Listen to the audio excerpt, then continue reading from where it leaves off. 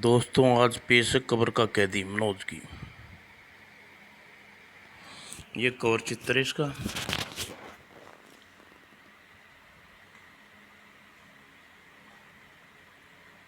चलो दोस्तों, शुरू करते हैं।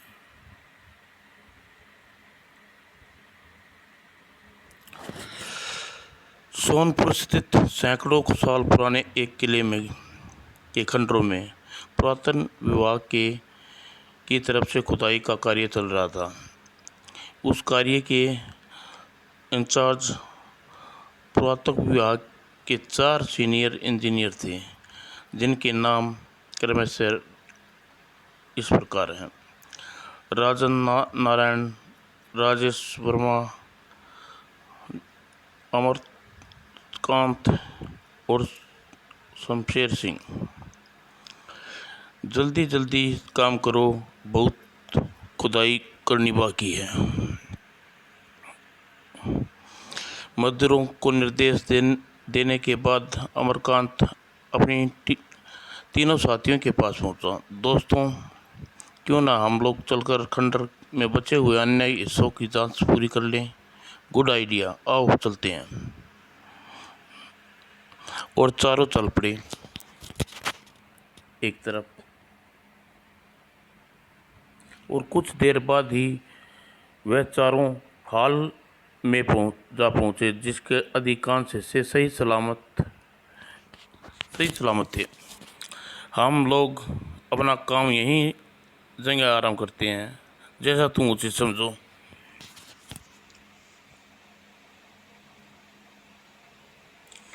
और फिर चारों उस हाल का निरीक्षण करने लगे,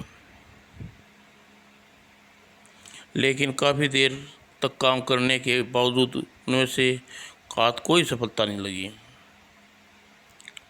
तभी अमरनाथ ने उस हाल के बीच एक कोने के पास पहुंचा, जिसे फर्श की जमी मट्टी परत हटाने के उद्देश्य से चलाई।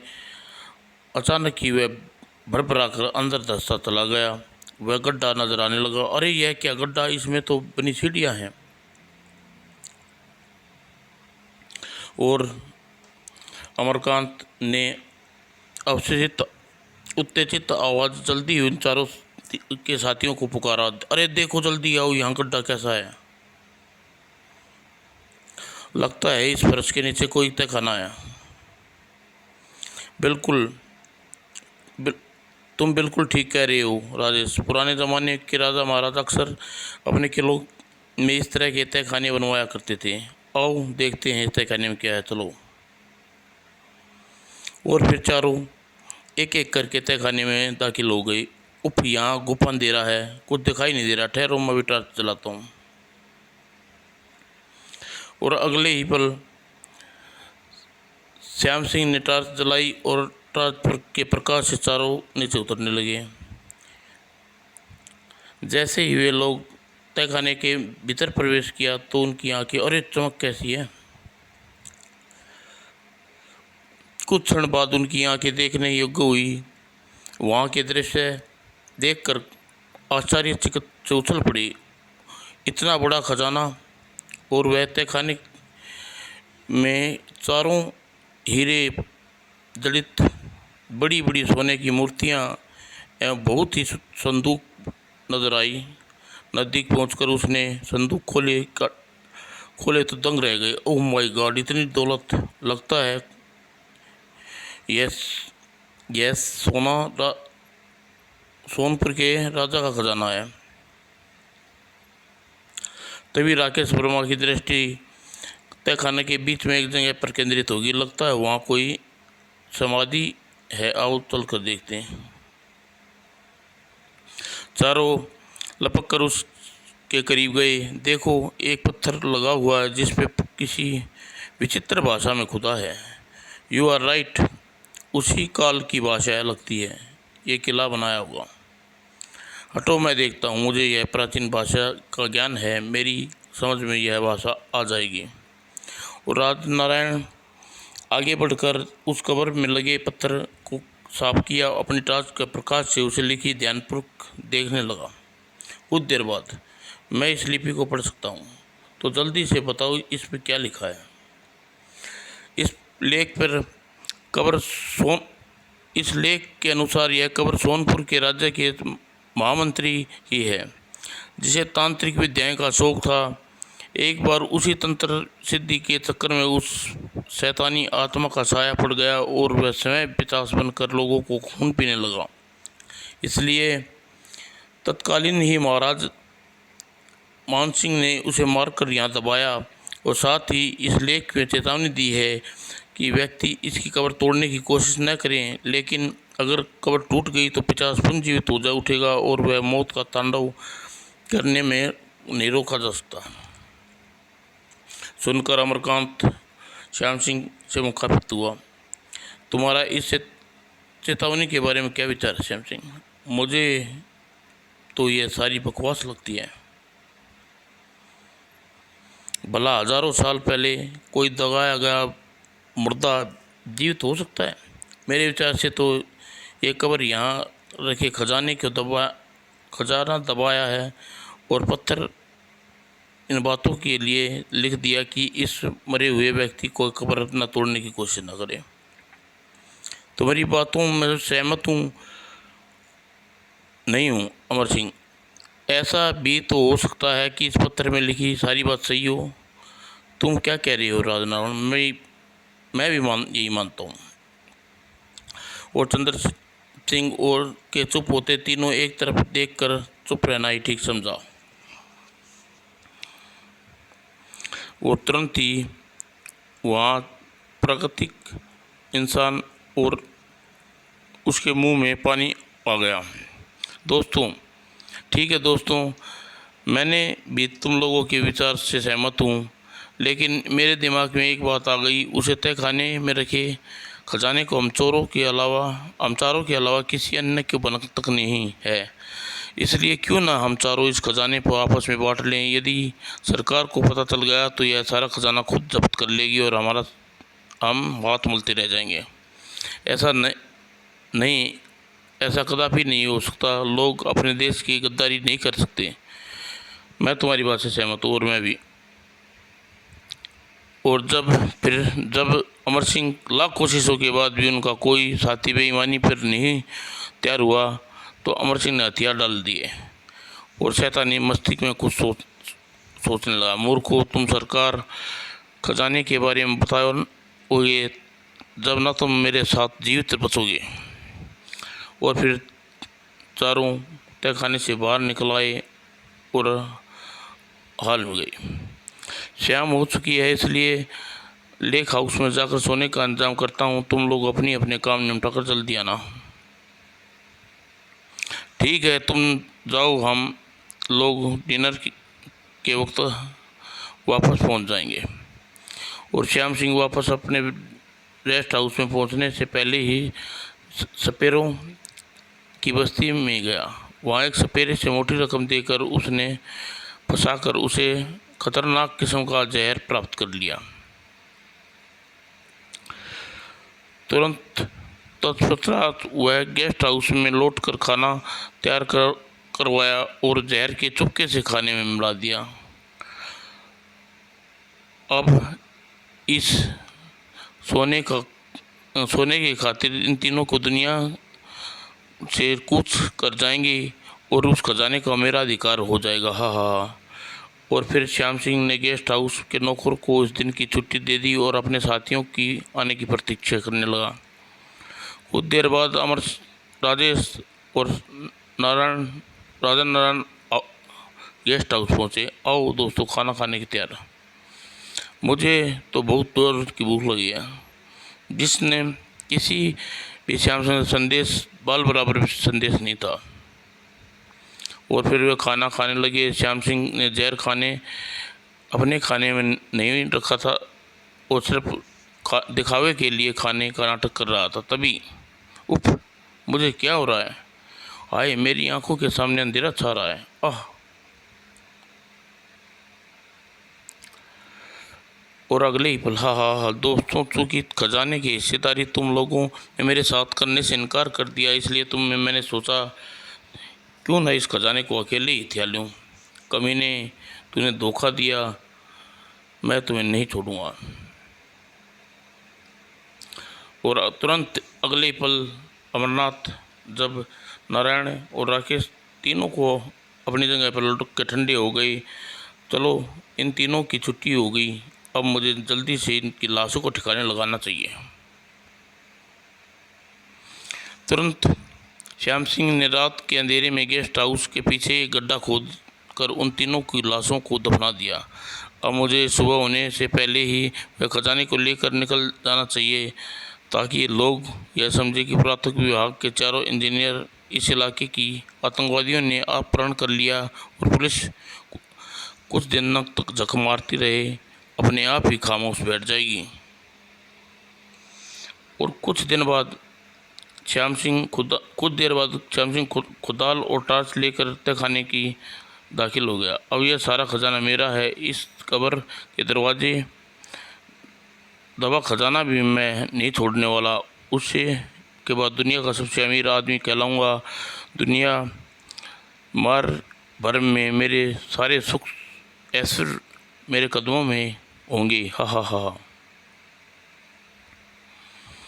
और श्याम सिंह ने एक पल की भी विलम्ब न किया और फुर्ती से उस कब्र को तोड़ डाला। कमाल है, अभी तक खजाना नज़र नहीं आया। खैर, मुझे क्या, इसका मलबा हटाकर देखता हूँ।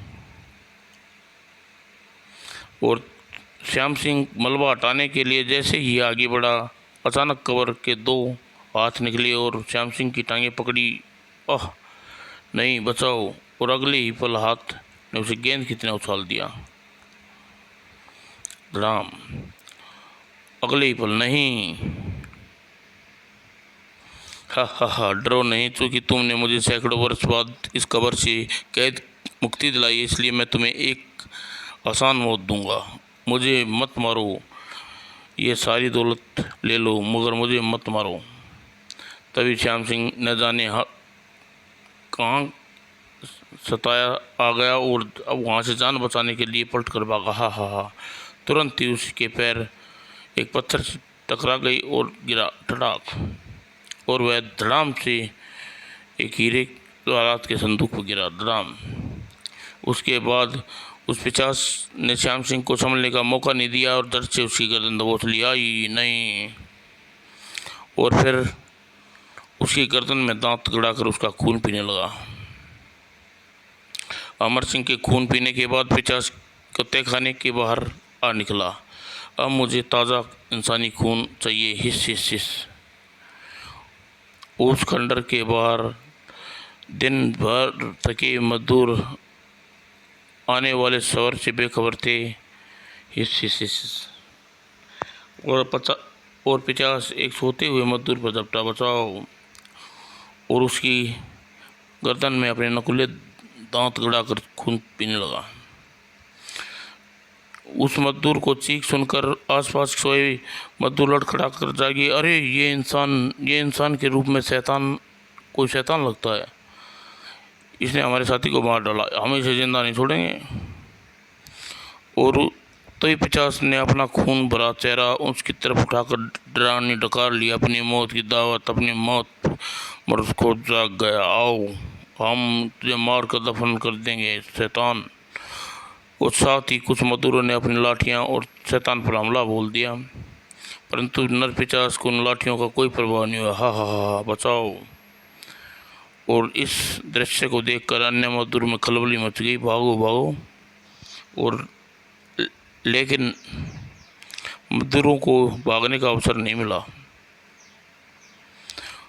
क्योंकि अगले ही पल न जाने कहाँ से खुकार भेड़िए का एक झुंड आकर उन पर आक्रमण कर दिया। उफ, बचाओ। आह आह। और देखते देखते मौत का तांडव शुरू हो गया और सुबह तक वहाँ किसी को भी खूनी दास्तां सुनाने के लिए कोई मजदूर जिंदा नहीं बचा था, जबकि वह पिशाच और भेड़िए का झुंड न जाने कहाँ गायब होगा। अगले दिन, अरे, यह तो खंडरों की खुदाई करने वाले मजदूरों की लाश है, परंतु इन्हें बेदर्दी से किसने मारा? लगता है लाश की हालत देखकर ऐसा लगता है जंगली जानवरों ने मारा। तुम ठीक कहते हो भैया, आओ पुलिस को सूचना देते हैं। और उन लोगों ने सूचना पुलिस को घटनास्थल पहुंच गई। उस दृश्य देखकर दंग हो गई। और फिर दिन गुजरते गए, साथ में सोनपुर पिचासों का आतंक बढ़ता गया और लोग परेशान रहने लगे। आज से 100 साल पहले मैंने पूर्व मंत्री पिचास बन गया था। उस पिचास को महाराज ने मारकर राजमहल के तहखाने में दफन कर दिया था। मुझे लगता है पिचास पुनर्जीवित हो उठा है और उसने फिर से किसी निवासी को जीवित नहीं छोड़ेगा। और धीरे धीरे सोनपुर पिचास की गतिविधियों की झलक प्रेस तक पहुंच गई और देश के मुख्य समाचार पत्रों में भी इस खबर की सुर्खियां के साथ अखबार का मुख्य पृष्ठ बन गई। सोनपुर में नर पिचास का आतंक, दर्जनों मजदूरों की हत्या। सोनपुर में पिचास और सोनपुर में सोहन अपने कमरे में बैठा नावल पढ़ रहा था। तभी मोहन आया। अरे आओ मोहन प्यारे। अरे सोहन, तू अखबार ये क्या पढ़ रहा है? अरे नहीं, कुछ तो कोई ख़ास खबर है क्या? हाँ देखो, खबर तो वाकई आश्चर्यजनक है। लेकिन यार, क्या कोई मुर्दा इतने सालों बाद जीवित हो सकता है? तुम्हारा मतलब यह खबर झूठी है? मैंने ऐसा नहीं कहा, लेकिन इतना ज़रूर कहना चाहता हूँ कि यह काम किसी चालाक अपराधी का हो सकता है तुम्हारी बात सही हो, लेकिन हम लोग इस बारे में ज़रूर इंस्पेक्टर अंकल से बात करनी होगी। और फिर मोहन रसोन अपनी मोटरसाइकिल पर सवार होकर पुलिस स्टेशन के लिए रवाना हो गए। और 15 मिनट बाद पुलिस स्टेशन में इंस्पेक्टर पंडित के सामने। Good morning uncle. Good morning, आओ बेटो। मोहन, सोहन, तो कहो कैसे आना हुआ बेटा? अंकल, अब अपने आज का अखबार पढ़ा। कहीं तुम्हारा संदेह सोनपुर वाली घटना से तो नहीं है? आप जी हाँ, आप उस खबर का विस्तार कर सकते हैं।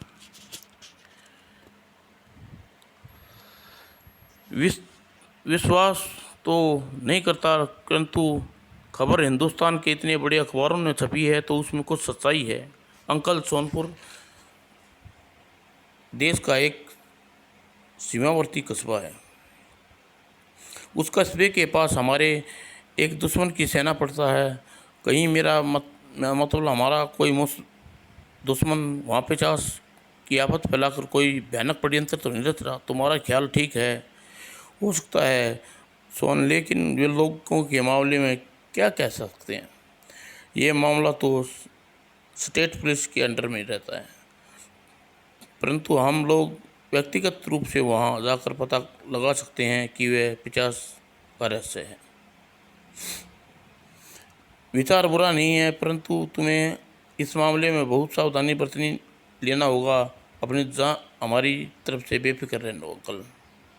और सोन पंडित विदा से ली और घर पहुँचते मोहन सोनपुर जाने की तैयारी में जुट गए। घर वालों को इजाज़त लेने के लिए उन्होंने रटाया बहाना बना लिया। उनका स्कूल द्वारा 5-6 दिन के लिए नैनीताल जा रही हैं। अगले दिनों वह दोनों ट्रेन में से सोनपुर रवाना हो गई। परंतु ट्रेन छूटने के कुछ ही देर बाद एक बूढ़ा आदमी मोहन सोन को आमने वाली बर्थ पर आकर बैठा और ट्रेन में रवाना अभी मुश्किल से 15 मिनट भी बीते होंगे। उसके होठों पर सहसा ये बूढ़े की मुस्कान फिर भयभीत आरंभ कर दी। तुम दोनों कहाँ जा रहे हो बेटे? हम दोनों सोनपुर जा रहे हैं बाबा। तुम दोनों का नाम मोहन सोन है? हाँ, आपको इस बारे में कैसे जानते हो? एक अजनबी से अपने मुंह पे बात सुनकर सतर्क हो गए। मैं तो ये भी जानता हूँ बेटे, तुम दोनों सोनपुर किस काम के लिए जा रहे हो? बूढ़े को इतना शब्द सुनकर मोहन सोन सचमुच उछल पड़े, परंतु एक दूसरे का सोन ने फुर्ती के साथ जेब से रिवॉल्वर निकाल ली और बूढ़े पे तान दी। कौन हो तुम? हमारी बारे में इतनी जानकारी कैसे रखते हो? सोहन, प्यारे, मुझे तो यह साहब कोई दाढ़ी नकली लगती है, नोच कर देखो अभी लो। कहते हुए सोहन ने बूढ़े की दाढ़ी पर झपटा, लेकिन बूढ़े ने दाढ़ी पर हाथ मारा और हाथों में लहरा रही थी। इस दृश्य को देखकर मोहन आचार्य के साथ गोते लगाने लगा। यह रिवॉल्वर अपनी जेब में रख लो बेटे। न तो आत्मा पर गोली का असर होता है और न ही उन्हें कोई छू सकता है, क्योंकि आत्मा का कोई शरीर नहीं होता। सोहन मोहन एक दूसरे का मुंह देखने लग गए। यदि यह एक पल भी पहले भी उन्हें स्वयं आजमा कर देखा होता तो वे निस्संदेह बूढ़े के शब्दों को सुनकर उसका मजाक उड़ाते, परंतु इस शब्द उसके बूढ़े के कथन सच्चाई नजर आने लगी। लेकिन आप कौन हैं और इस समय ट्रेन के डिब्बे में क्या कर रहे हैं? मैं सोनपुर का महाराज मान सिंह की आत्मा हूँ और सैकड़ों साल अपनी मुक्त के लिए तुम्हारे आने की प्रतीक्षा कर रहा था। जी, हम समझे नहीं मेरे बच्चों। जिस पिशाच के निमटने तुम सोनपुर जा रहे हो, उसी की मौत के बाद हमारी मुक्ति संभव है। इसका मतलब वाकई कोई किसी पिशाच का चक्कर है। उस पिशाच का चक्कर नहीं, लेकिन उस पिशाच का चक्कर है महाराज। तो कौन है वह पिशाच और कैसे अब सैकड़ों वर्षों के बाद जीवित कैसे हो उठा? वास्तव में सदियों पहले मैंने उसे पिशाच को ख़त्म करने उसकी लाश को महल के तहखाने में दफन कर दिया था। सुनो, पूरी बात विस्तार से बताता हूँ।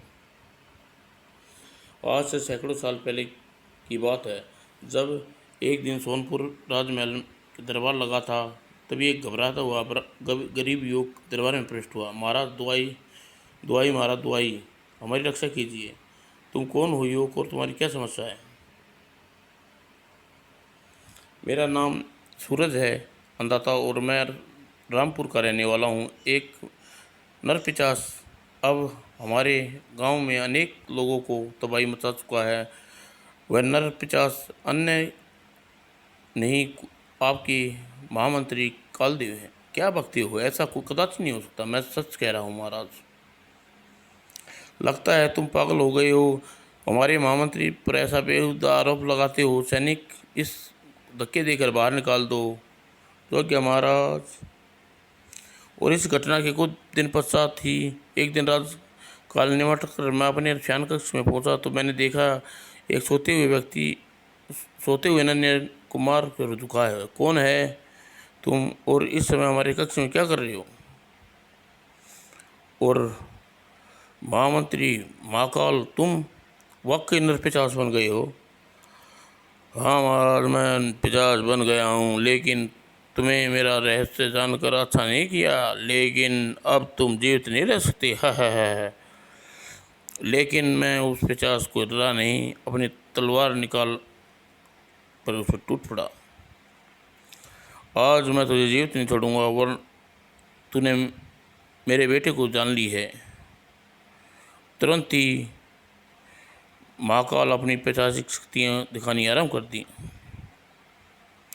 और फिर हवा में उड़ता हुआ शयनकक्ष से बाहर निकला और देखते ही उसके पीछे दौड़ लगा।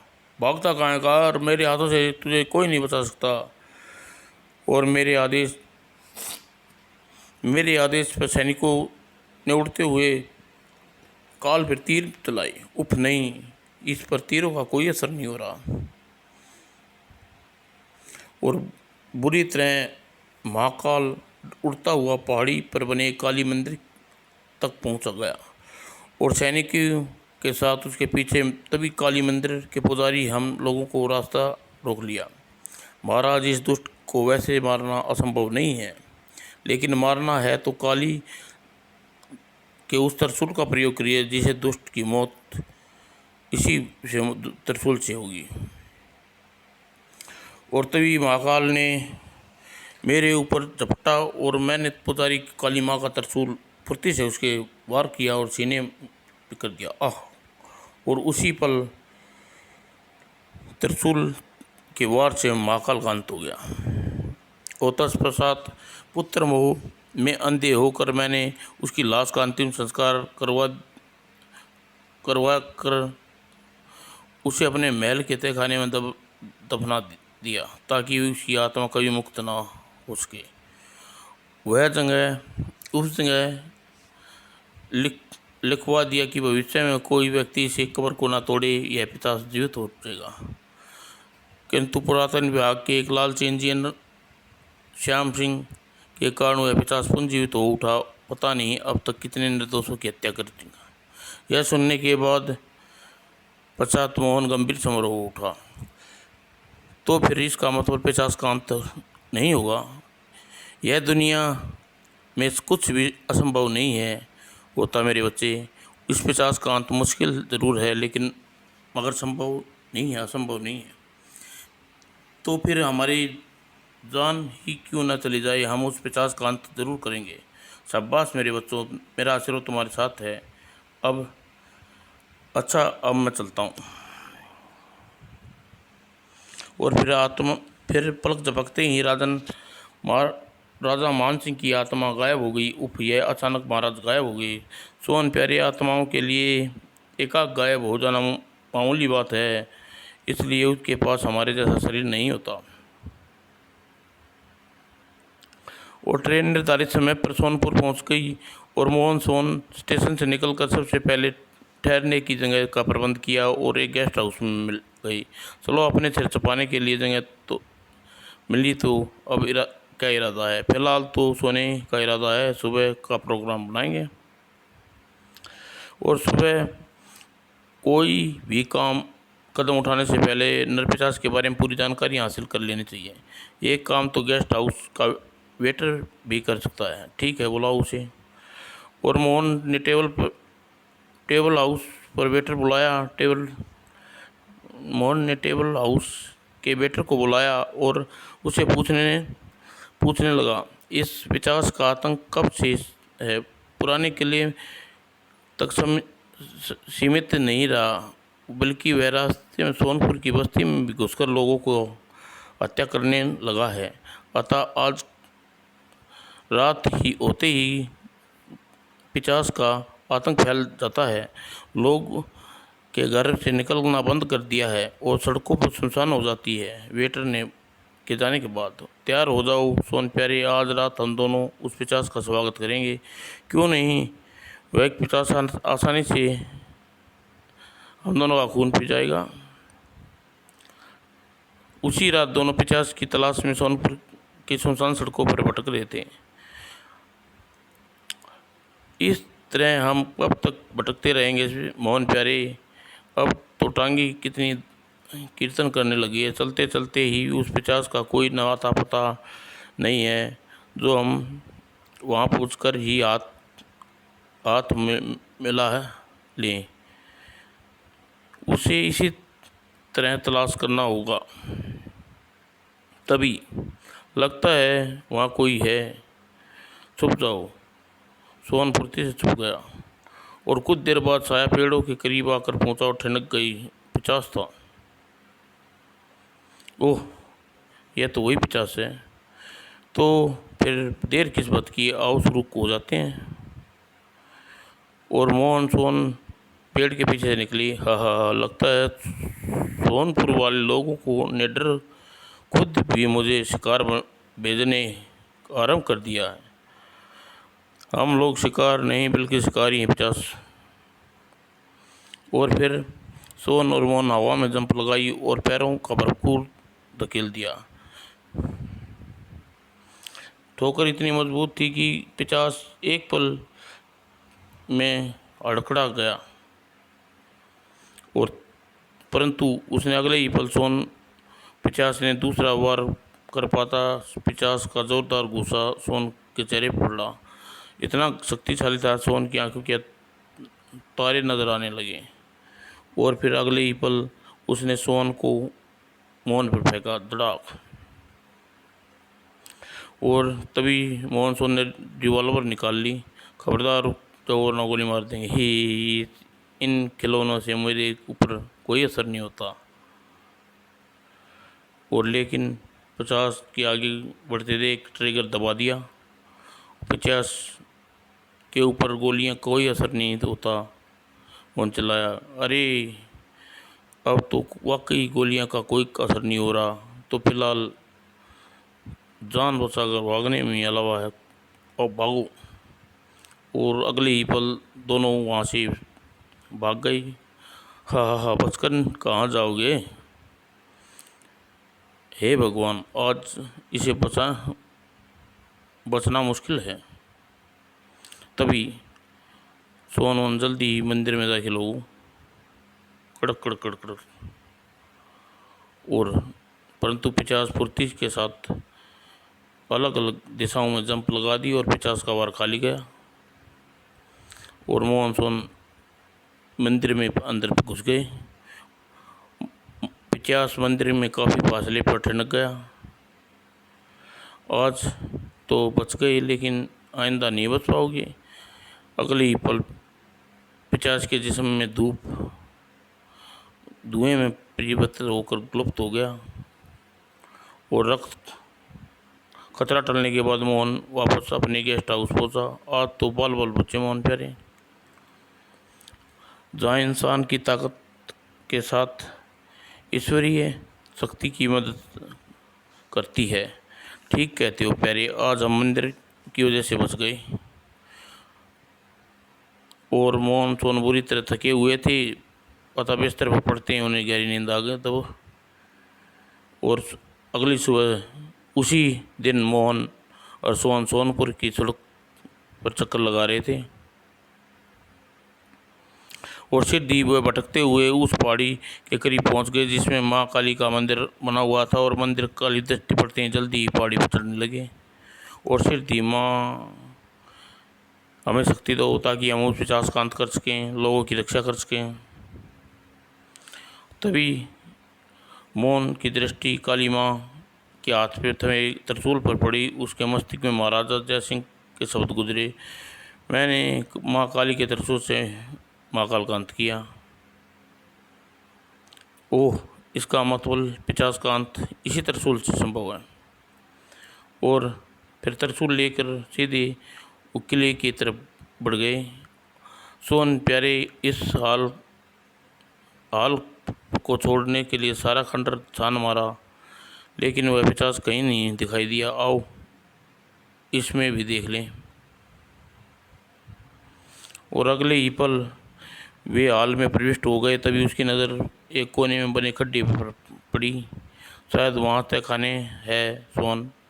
राजा मान सिंह ने कहा था कि उस 50 के महल में तहखाने को दफनाया गया है, जहाँ यह तहखाना है।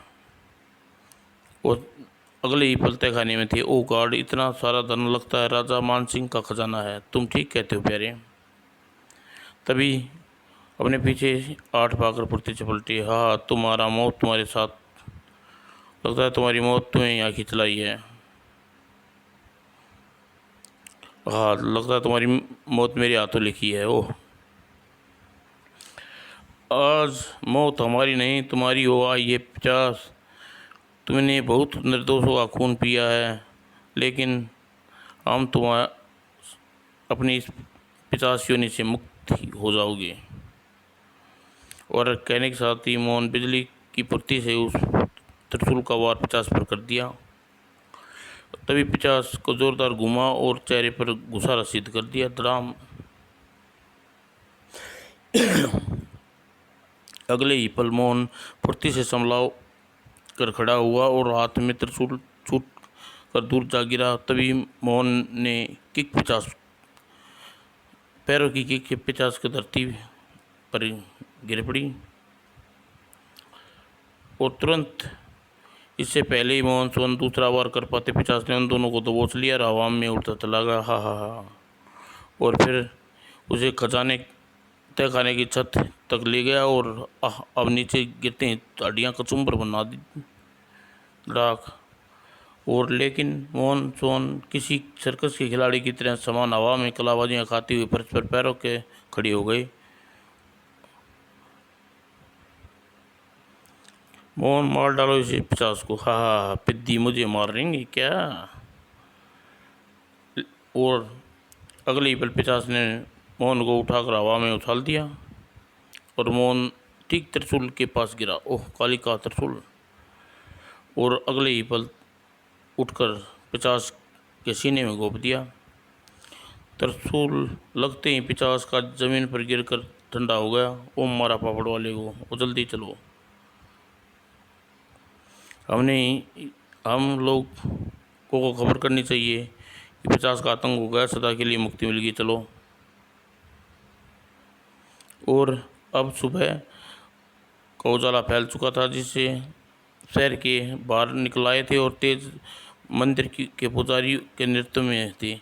वह 50 ने हमारा जीना आराम कर दिया, आज हम उसे जिंदा नहीं छोड़ेंगे, हम उस किले